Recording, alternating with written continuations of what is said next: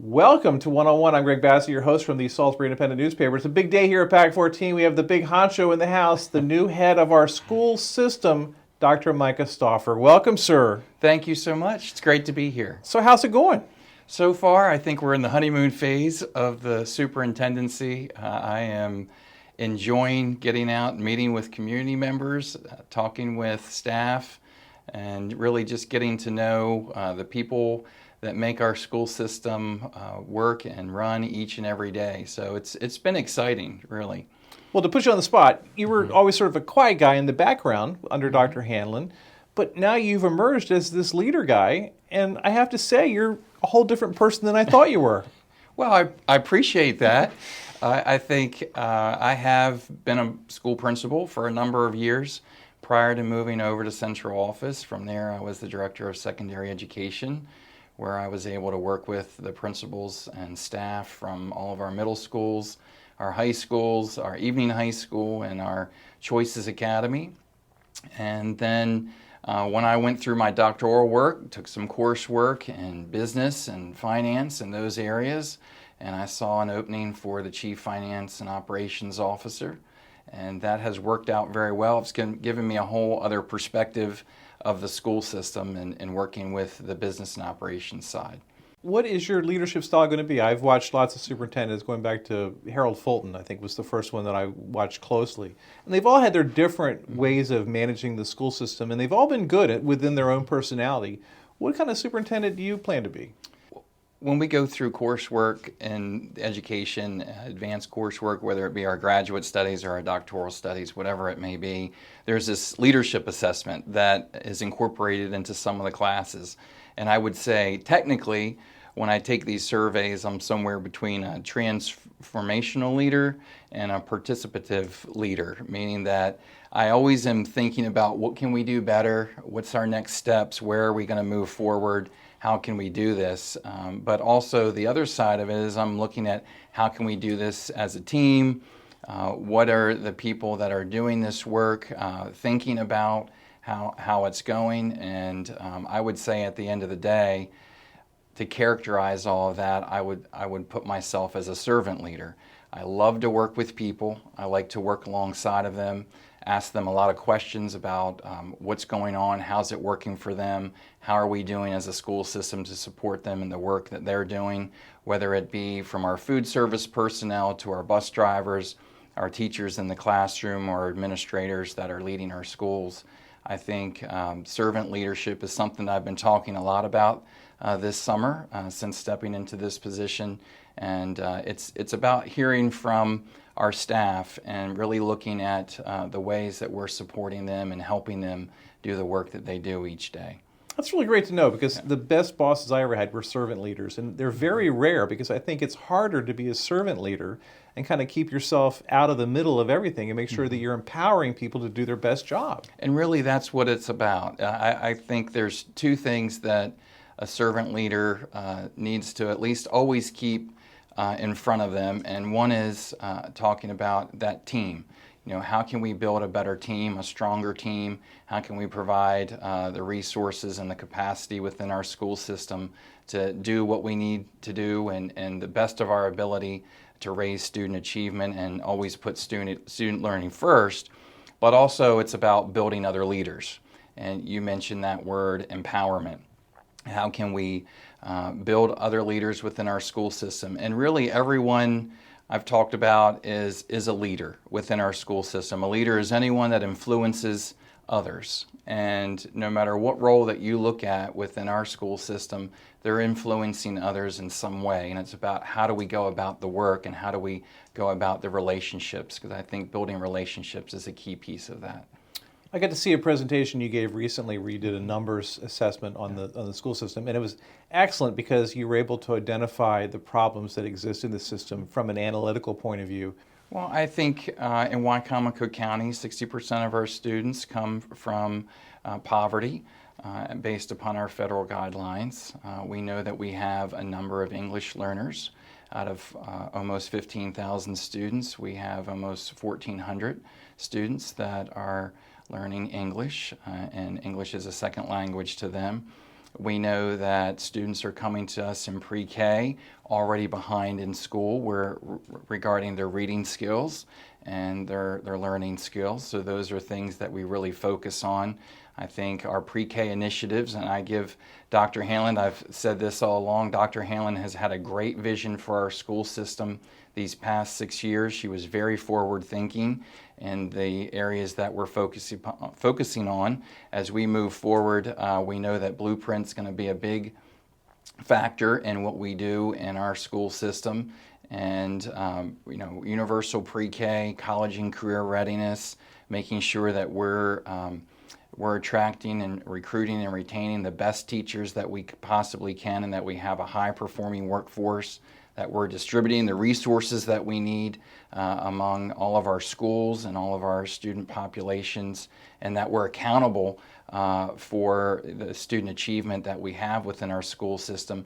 Those are areas that we've been working on here in Wicomico County for a number of years, and we're going to see that play a greater and greater role throughout the state as we move forward. So I do think that those are initiatives that we'll be focusing on. And as we look at our numbers and we look at our achievement, I'm really excited about what I'm learning about is the growth that our students are making. They may start at one level, but when they come to us, after they've spent some time with our teachers and with our staff, we're really seeing a significant amount of growth, and that's exciting. And while the numbers show some realities and some challenges and some problems, the numbers also reflect some really great stuff in terms of the scholarship, the performance of the seniors. Graduation rates have improved, attendance has improved even with the pandemic situation. Lots of important numbers have improved. That's right. Some of the numbers on that slide, one is $26.8 million that our students earned in scholarships just last year to go to college, which I think is outstanding. We're graduating about 1,000 students a year. Another number is 83,000 plus. That's the number of service learning hours that our students are putting back into the community each and every year. That has an economic impact for our community, and I'm proud of that number as well. We currently have an 83% graduation rate, which I think we're continuing to work on and continuing to grow. But when you look at it compared with our CTE program, students that are completing that program have over a 97% graduation rate. So we're seeing some successes, a lot of successes, and we're able to see some things that we can build from as well. CTE is like the place to be. CTE is the place to be, and it's been for a number of years. We have an excellent supervisor. Mr. Brian Ashby is leading that program over there and has been for a number of years now. We're seeing some exciting things. We're seeing competition to get into certain programs. We're filling all of the seats within our programs and finding ways to expand out from the CTE Center into the schools so that we can continue to expand the programs that we're offering in CTE. But most of all, what we're seeing is success and student engagement. When students get into that program and they choose one of the paths that they're working towards, we see that they're engaged in the work that they're doing, the learning that's taking place, and they see the purpose behind that. And it's something that they want to continue to be able to do, and they're coming to school for those programs, and we're seeing the success in their numbers, whether it be attendance, their GPA, or graduation rate. Those are all things that we see that are really strong with any of our CTE students. You all open up in like 2 weeks, so we do. It's hard to believe. How are you seeing morale going into the new season? Honestly, as I'm making my way and talking to a number of different community members, talking with our administrative teams, talking with staff within our buildings, I'm really rejuvenated by what I see. I'm seeing staff that are optimistic, they're filled with hope, they're excited, they're ready to start the school year. And I think that we're all excited to see students back. We're excited to get back to where we were prior to the pandemic and making sure that students are engaged not only in the classroom, but outside the classroom. whether it be through athletics or clubs or band, chorus, different organizations. Let's get them involved in what they're doing in the entire educational system. And we know that's going to bring positive results both outside the classroom but inside the classroom as well. Other things that we know we have to continue to do is make sure we're providing students and meeting the mental health needs. We did see a number of mental health needs coming out of the pandemic that still exist both with students and staff, and we've been able to really provide some additional resources as we look at meeting those needs. 5 years ago we had 12 social workers in our entire school system. We now have 32, plus other mental health staff that we have to support those efforts. We have a social worker in every school or program within Wicomico County, along with school psychologists and other mental health workers. So we're helping to educate our staff, meet their needs, and we're also working together as a team to help meet the needs of our students and our families as well. The teacher's there to teach, so the teacher needs a support network of people that will let them do their jobs as best they can. That's right. And these types of staff are not only helping to meet those needs, but they are providing our staff with a number of different strategies and things that they can do within the classroom as they build relationships with students, as they work with students to help identify what those needs are, and then, of course, serve at that ground level, and then be able to refer students and link them with other mental health professionals that can meet the needs that they may have. You've got a couple fun things coming up. The new Beaver Run School is going to open this year. The new Beaver Run is very exciting. It's a beautiful school. They will be there to welcome students on the first day of school. The staff have already been in that school, of course, to get their rooms ready. Our administrative teams have been in there this summer. They're still completing site work, so there's still going to be a lot of action going on around the property of Beaver Run. They're putting in some temporary type parking and student drop-offs and that type of thing right now. But we should be completed totally with that project, both inside and outside, by Christmas. And then we're looking forward to some type of celebration later this spring to really dedicate that school. It was just a really difficult teaching environment, and now it's going to be great. It's beautiful. And short story, I grew up right across the street from Beaver Run. So that school, the original school, was my stomping ground and where I played as a kid and went on the weekends and rode my bike and played on the playground with friends and things like that. So it was personal for me to see that original building be taken away, but then replaced with this beautiful new building. And I do appreciate, obviously, the support that we have from our county regarding capital projects. We receive a lot of support from the state as well, and we're able to, with the funding that we receive, we're able to look at some type of major renovation or replacement about every 4 or 5 years, somewhere in that time frame. Of course, Mardella is right behind Beaver Run. If you've been by there, you've already seen the construction starting. I didn't expect it to start so fast and be so massive right away. So we have approximately 20 classrooms, portable classrooms, that are now in front of the school. There's already been some demo work with classrooms on the back of the school where they're going to begin at this point in time. And that'll be a 3-year project that will be a major renovation and addition to that school. So there were a number of portables behind the school originally, and now we're going to bring all of those classrooms in to the building space and then renovate the existing space as well as the site work and exterior space for bus drop-off, parent drop-off and pickup, and parking.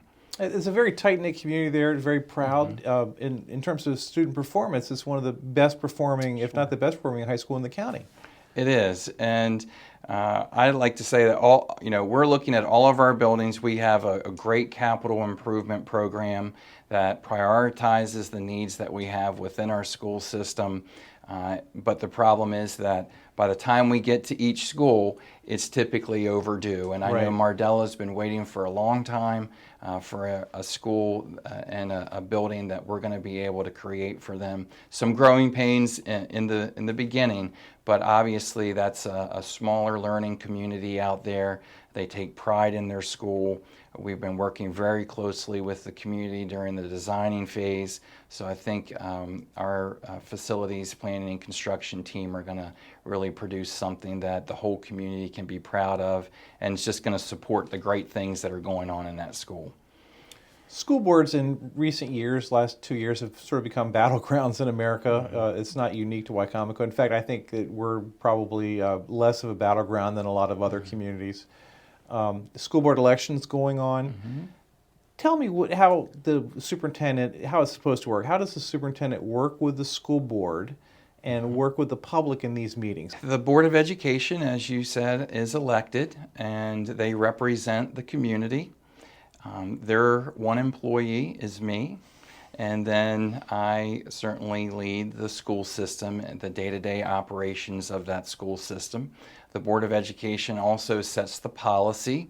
Of course, they're going to do, they approve our budget, capital programs, any types of contracts or negotiation type agreements that we may enter into, they need to approve. Their personnel matters that go before them. But ultimately, I'm their employee, and then I lead the school system in the day-to-day operations with my staff. Well, people want to battle about curriculum. Where is that decided? So we have a curriculum council that does have board member representation on that council.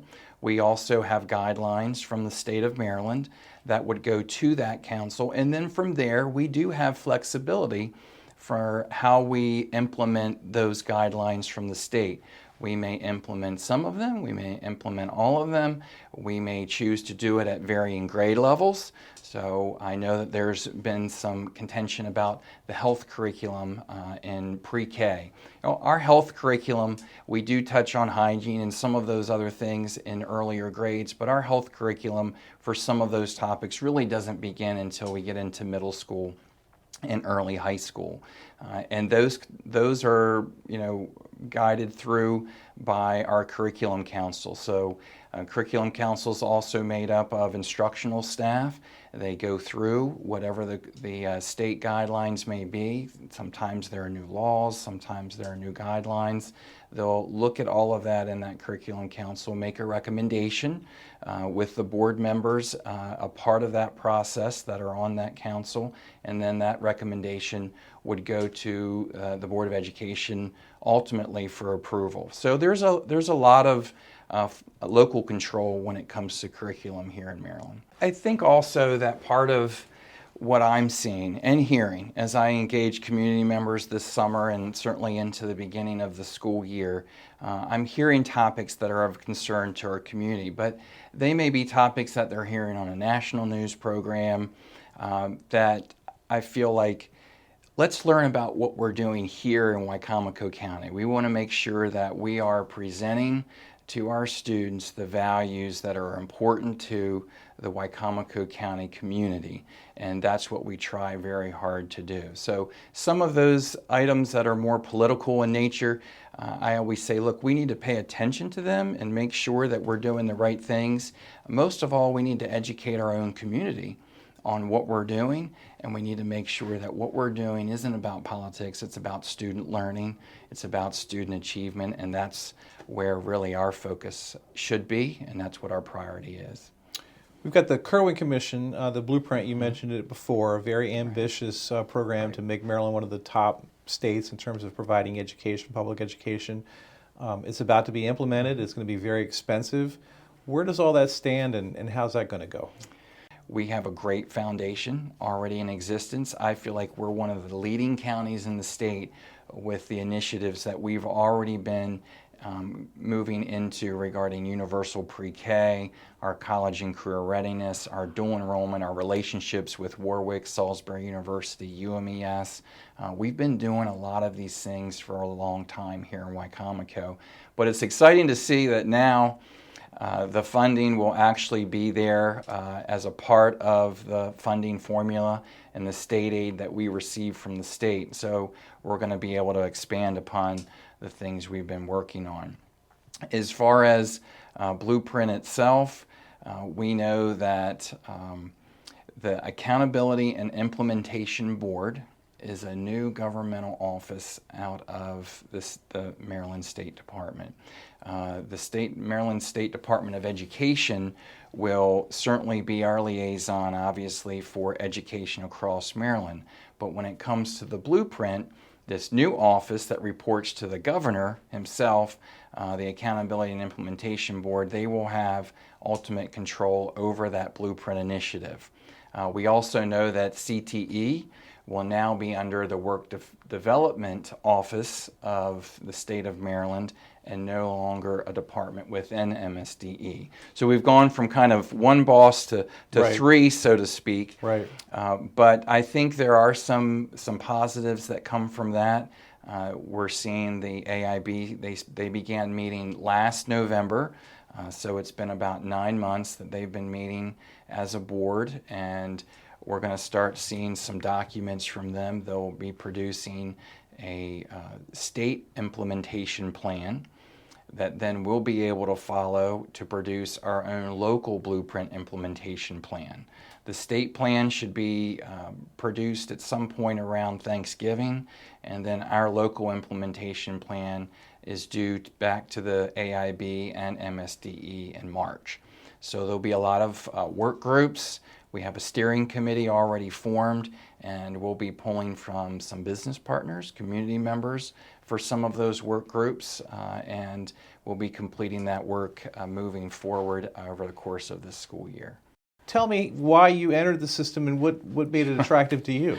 I'd like to tell you that it was this well thought out and planned story, but as I said, I was born and raised here in Wicomico County. I went to Beaver Run Elementary School, Wicomico Junior High School at the time, and then I'm a graduate of Wicomico High School.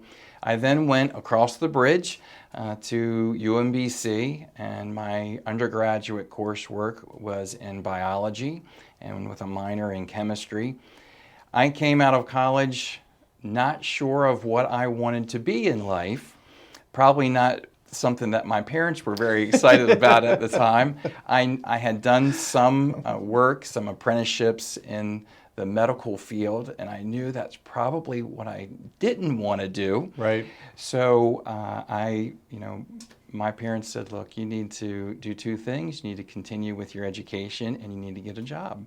And by the way, my father at the time was recently retired from the Salisbury City Police Department. He had began substitute teaching and said they're looking for great substitutes. In fact, back in the mid-90s, they had a substitute shortage, very much like we have today. So if you're a substitute, we'd love to have you. If you have bus driving skills, please make sure you apply with us. We'd love to have you as well. But now I got into substitute teaching and was taking some graduate level coursework at Salisbury University, and it was one of those things that just clicked. I enjoyed the atmosphere. I enjoyed working with students.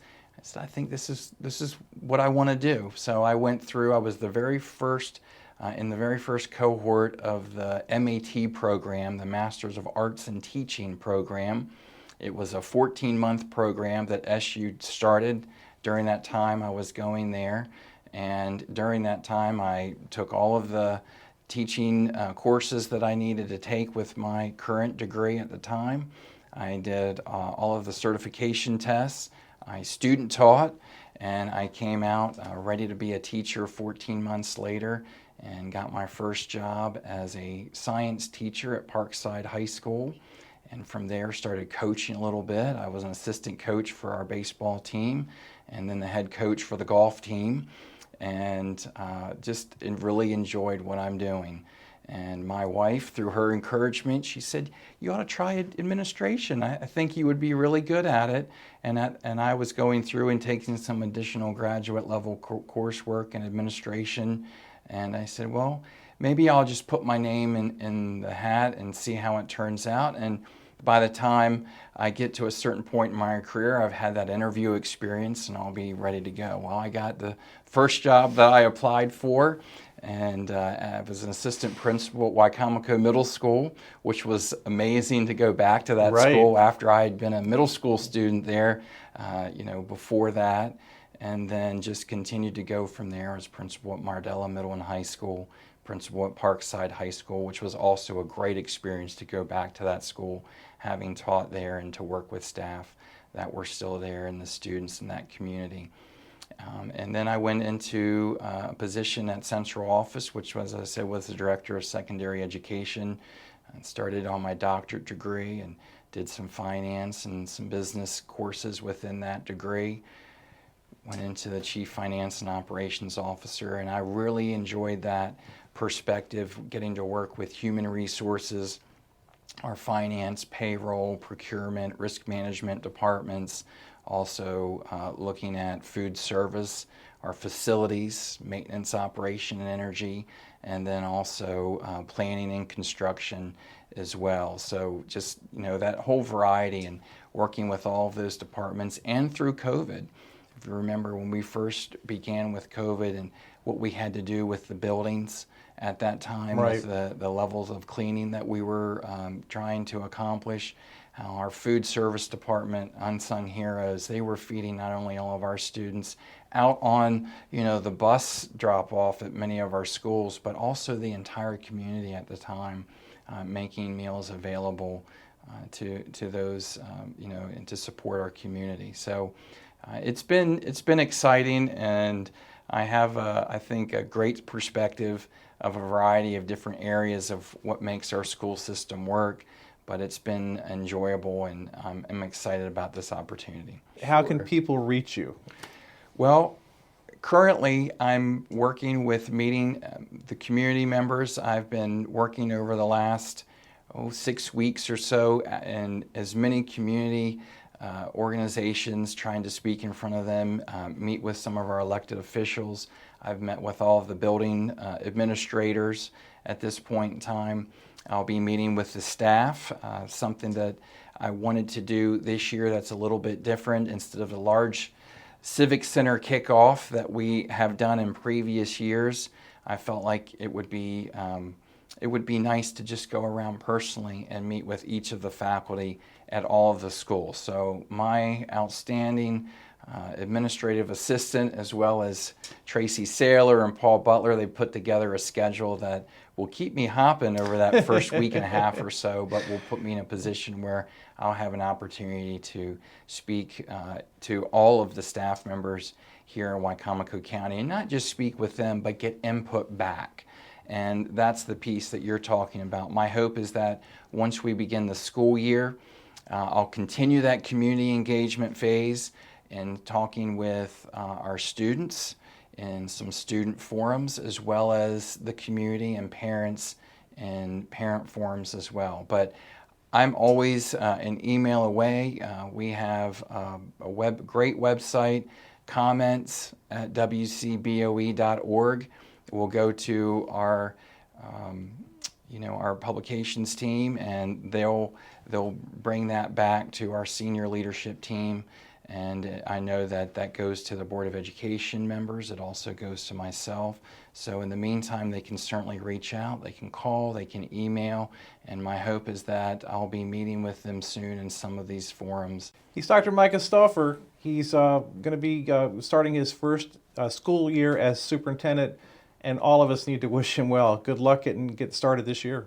Thank you so much. I appreciate the time today. I appreciate this opportunity, and I am very excited about what we're going to be able to do moving forward in Wicomico County. I'm Greg Bassett from the Salisbury Independent newspaper. Another edition of One-on-One right here on PAC 14.